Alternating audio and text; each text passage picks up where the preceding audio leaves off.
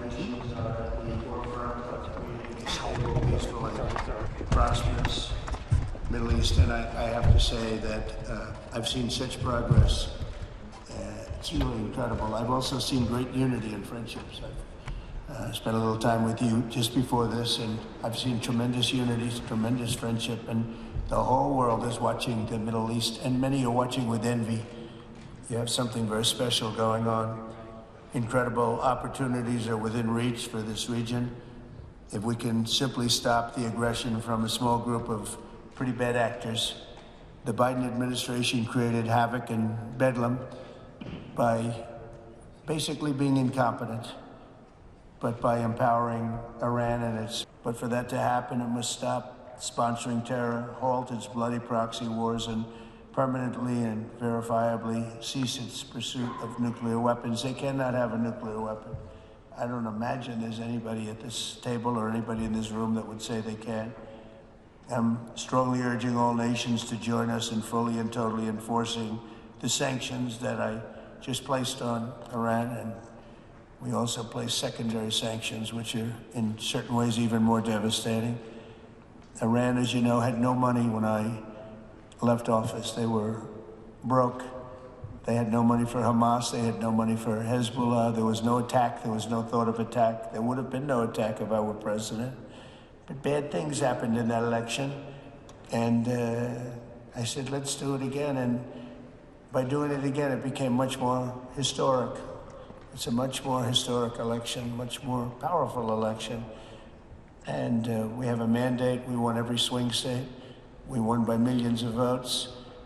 We won 2,750 districts, we call them districts, out of a total, if you look at the number, it was 2,750 to 505. The whole map was red meaning Republican. So I will say recently we launched strikes on more than 1,100 Houthi targets in Yemen, as you know. And last week they agreed to stop. They don't want to be targeting our commercial ships anymore. And they said, that's enough, that's enough. We did about 52 days, 52 nights. It didn't end. We just put in a budget of $1 trillion. It's our biggest budget, military budget we have ever put in. And the United States is very strong right now. It's amazing. In a short period of time, we've been there 100 days. And in a short period of time, we've done what a lot of people don't do in 4 years. We're a hot country, just like you're a hot area. And we're going to keep it that way. In Gaza, my administration shares the hope of so many in this region for future of safety and dignity of the Palestinian people. But that cannot happen as long as Gaza's leaders take delight in raping, torturing, and murdering innocent people. Can't have it.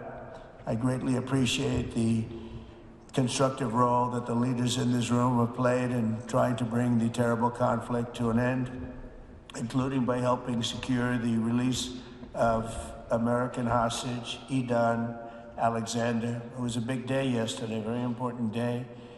I was told just before I left that they were going to be releasing Edan. We thought Edan was dead. 3 weeks ago, they said Edan was no longer living. And it was a very, very good thing.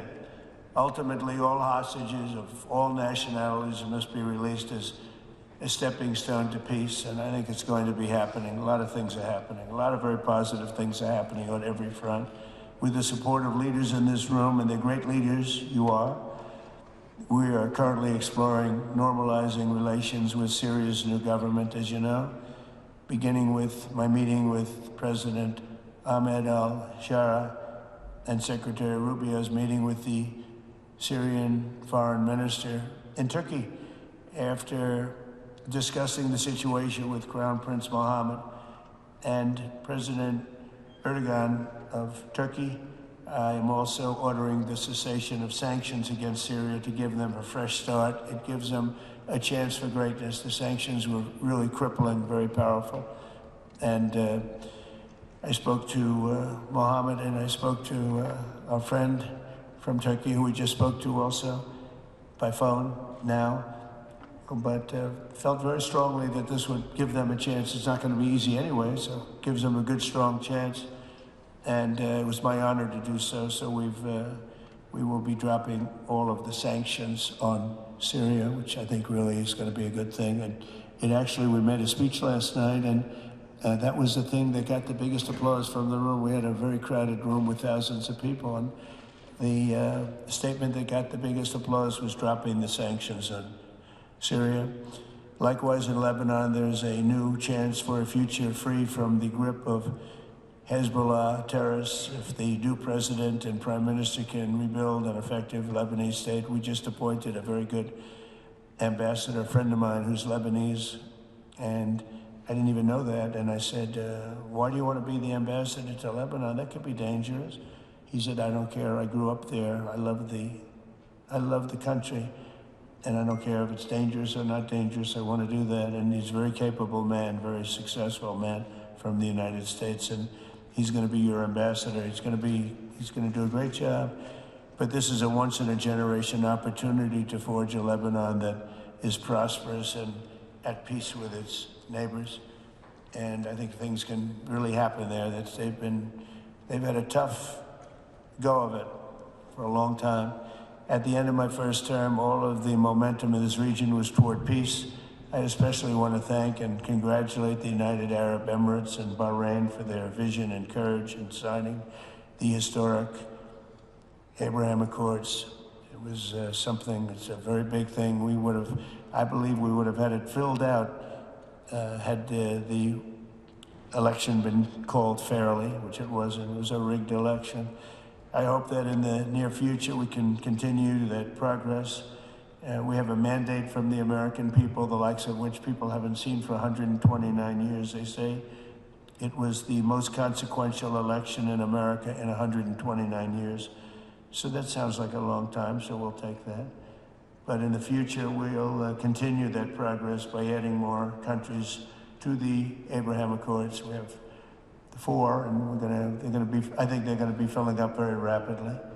Biden didn't do anything because he never did anything about anything. He had no capability, he had no ability, and it was a shame what he's done to so many countries, including our own. We had an interesting fact. About a year ago, there was a story that we're having a hard time getting enlistments into the military, and it was at the lowest level almost ever. People didn't want to go into our military. And it just came out last week, you probably saw that we have now the strongest enlistment in the history of our country. They say 38 years. One said 37, one said 32, and one said ever.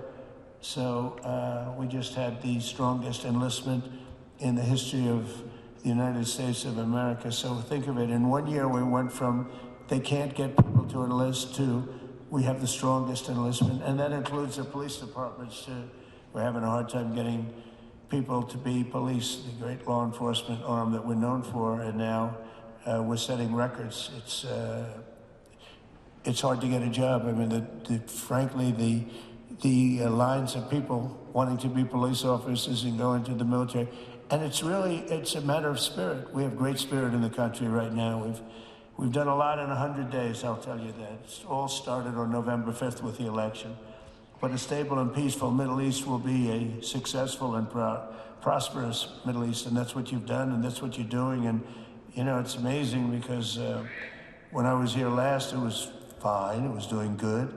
And then I see the things that you're doing here and in your countries. It's just incredible what you're doing. Is the whole world is talking about it. The whole world is watching us. Look at all the news over there, the fake news. Look at them.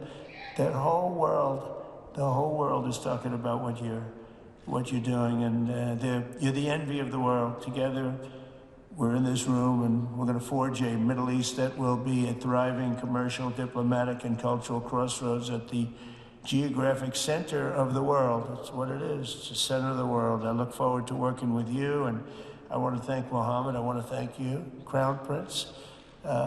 We have a special relationship. We have long had a special relationship, but it was an honor to spend a couple of days with you, and I'll see you again soon, and I'll see you a lot. Thank you all very much. Thank you. شكرا فخامة الرئيس على كلمتكم. الآن أدعو جلالة الملك حمد بن عيسى الخليفة الملك مملكة البحرين للقائل.